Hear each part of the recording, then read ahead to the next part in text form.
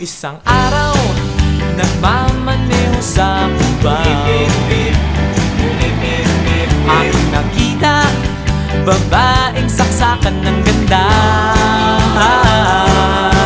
Sinundan ko ang kotseng sinasakyan niya, hindi ko nakitang may dumarating pala. Hindi ko naiwasan, kami bigla nagkabanggaan. Nung magkamalay, ay nasa ospital na ako.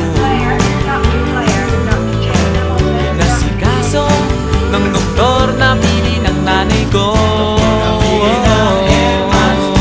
Biglang-bigla na lang ang nurse nandyan na, at para kong nakitang anghel sa ganda.